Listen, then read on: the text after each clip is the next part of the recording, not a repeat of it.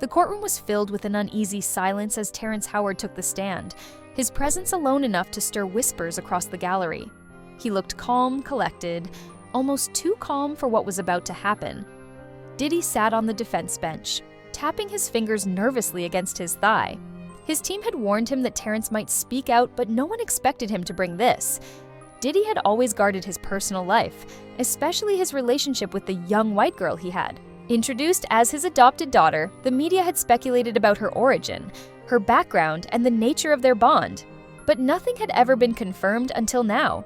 Terrence cleared his throat, looked straight at the jury, and began his statement.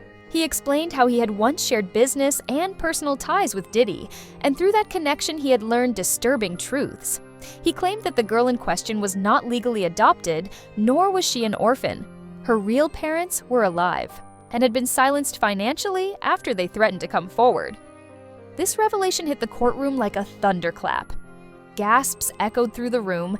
Diddy's legal team jumped to their feet, objecting, but the judge motioned for Terrence. To continue his testimony painted a picture of manipulation, control, and image curation for media optics.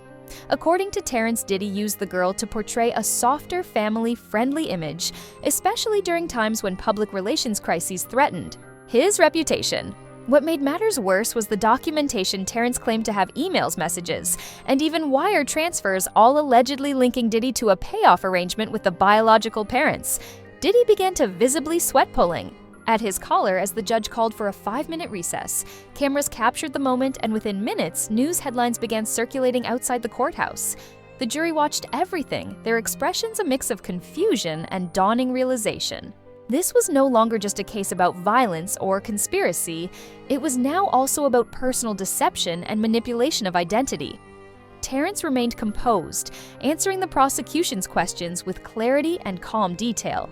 When asked why he chose to speak out, now he replied, "I saw an innocent child being used for show, for sympathy, and for fame, and I could not keep silent anymore." That sentence alone shook the entire courtroom. Diddy sat slumped in his chair, breathing heavily, eyes darting around like he was searching for an exit, but there was none. Every reporter in the gallery was scribbling furiously, the story now bigger than ever. The so-called daughter at the center of this drama was not present in court, but her absence only added to the mystery. What did she know? Had she been told the truth? Or was she just another piece in the empire Diddy had constructed carefully over decades? Terrence paused, looked toward the defense bench, and added, "He knows what he did. And now, so do all of you." The judge called for order as murmurs grew louder, echoing from wall to wall. Diddy buried his face in his hands, silently rocked forward as his attorneys whispered urgently in his ear, but the damage was done and the world was watching. That he would like to be a caring man, so then he saw me and decided to pick me up and said to come inside and play with his kids. When court resumed after the brief recess, the atmosphere had completely changed. What began as a high-profile trial with moments of tension and media buzz had now shifted into something deeper, something far more personal. The crowd inside the gallery returned to their seats, whispering furiously, while jurors sat straight and alert and visibly unsettled. Diddy walked back in slower than before. His shoulders slouched, his hands trembling ever so slightly. He had built an empire on mystery, charisma, and power, but now the curtains were being pulled back, and the man behind them was beginning to crack. Terrence Howard sat silently watching Diddy, his face unreadable. His words still echoed in the minds of everyone present.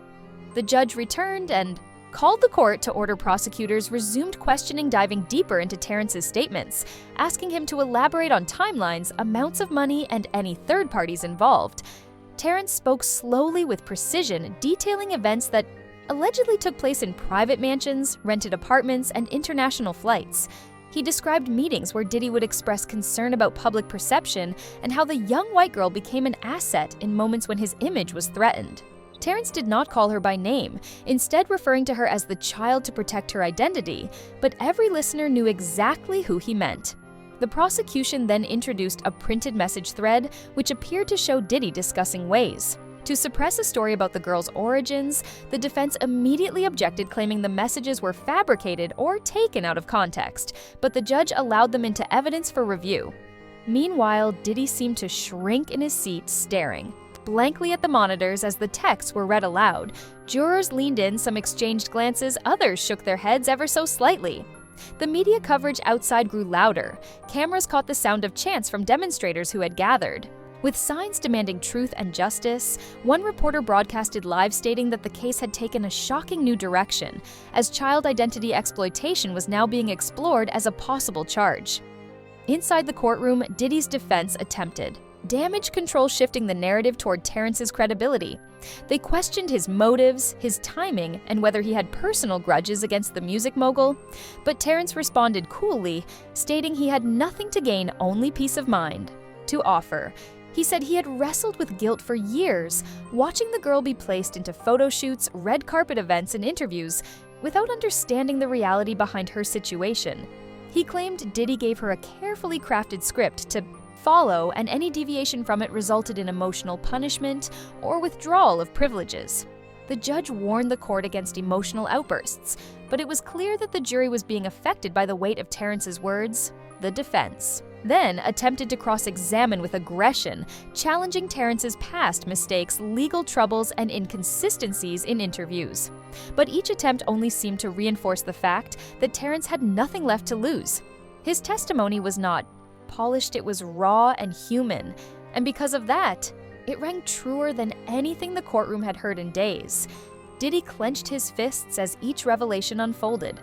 The mask he wore so well throughout his career was falling apart, not because of a scandal, but because of a truth too heavy to contain. What had started as a calculated performance had become a public unraveling of both character and control. By the time court adjourned for the day, no one left the room talking casually. Everyone understood something irreversible had happened, not just to Diddy's public image, but to the myth he had built and guarded for so long. A myth that now lay shattered under the fluorescent lights of a courtroom he could no longer command. The next morning, the courtroom was packed even tighter than the day before. Every seat taken, reporters lining the back walls, their lenses focused on the defense bench where Diddy sat motionless, his hands folded stiffly in front of him. The weight of the previous day's testimony still hung heavy in the air, and no one could deny the shift in momentum. It was no longer a matter of whether the truth had come out, but how deep that truth ran and how far Diddy's empire was about to fall. Terrence Howard was brought back for continued questioning, this time facing both the prosecution and the defense for a full cross-examination. He stepped up with quiet authority, unshaken by the storm he had caused. His voice remained steady as he answered questions that touched not only on the adopted girl's background, but on Diddy's psychological grip over those in his orbit. Terrence spoke of parties in the hills where rules were set unspoken, and those who broke them disappeared from favor. He described an atmosphere of fear, loyalty, and image maintenance, a machine that Diddy had run with precision for years. The girl, he revealed, had never been legally adopted nor formally integrated into Diddy's family, but rather had been presented to the world as a daughter figure to soften his image during ongoing legal troubles and media scrutiny. The room was silent as Terrence continued revealing details about conversations where Diddy allegedly referred to her as his reset button, someone to make people forget the headlines of violence control and lawsuits. He described the girl's confusion when asked to address Diddy as father in interviews, and how she had once pulled Terrence aside in private to ask if she was really part of the family or just a character in a show. The jury listened, their faces hardening with each word. The prosecution presented photos, timelines, and records that supported Terrence's claims, including a series of wire transfers made to a couple living in a remote part of Montana, identified as the girl's biological parents, who had received monthly sums in exchange for silence. Diddy's legal team scrambled to discredit the evidence, calling it circumstantial and incomplete, but the damage had been done. The prosecution rested, and the judge allowed a short break. During that pause, Diddy's composure finally began to collapse. His shoulders slumped further, his foot tapping uncontrollably against the courtroom floor, and his attorney whispering furiously in his ear, urging him to stay calm. The whispers in the gallery were louder now, people realizing they were witnessing not just a celebrity trial, but the unraveling of a legend built on secrecy, image, and control. When court resumed, the judge warned the audience about decorum before signaling the defense to begin their cross-examination. They started with a bold approach, attacking Terrence's credibility, highlighting past arrests, failed business ventures, and old grudges. But Terrence remained composed, repeating his reason for coming forward. "I did not come here to destroy a man. I came here to protect a child who was being used to repair something broken and fake."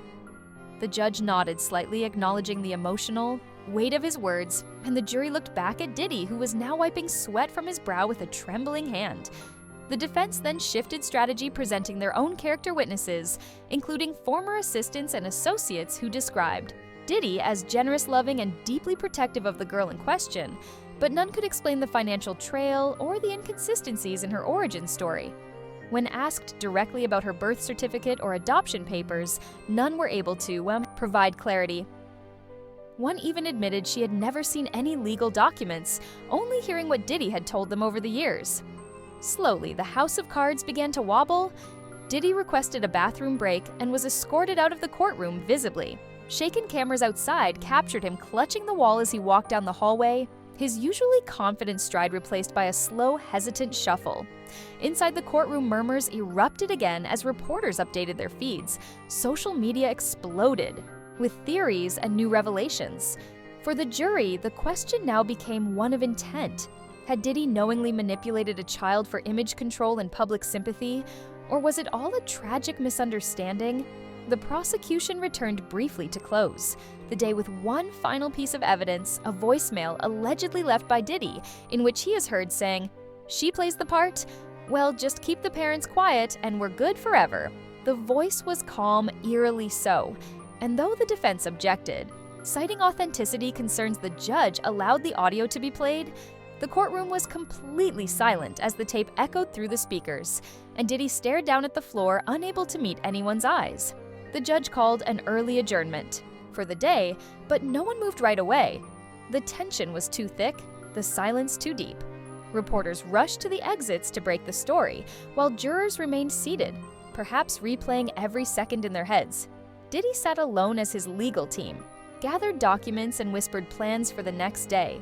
His face was pale, his lips pressed into a tight line, and his eyes void of their usual charm or control. What had once been a courtroom fight over reputation and character had transformed into a reckoning where truth peeled back the layers of celebrity mystique. Terrence stepped out, quietly declining interviews and walking past the cameras with his head held high, while outside supporters and protesters shouted across barricades. The inside of the courtroom told a different story, a story of silence, consequence, and a man who had spent decades building a fortress of image now watching it crumble brick by brick under the unbearable weight of truth. As the court doors opened for a new day, the energy in the room felt different, colder, heavier. The public gallery filled up within minutes, every seat taken by journalists, bloggers, and silent spectators, all eager to witness the aftermath of what Terrence Howard had revealed the day before. Diddy entered surrounded by his attorneys, but the usual confidence was missing from his walk. His eyes darted around the room, unable to settle. His suit was sharp as always, but it no longer masked the growing sense of collapse inside him. The judge arrived and called for silence. The prosecution immediately resumed by replaying the voicemail that had ended the previous session. Diddy's voice filled the room again. Calm, detached, calculated. "She plays the part. Well, just keep the parents quiet, and we are good forever." The jurors did not flinch this time. They had heard it before, and now they listened for nuanced tone and meaning.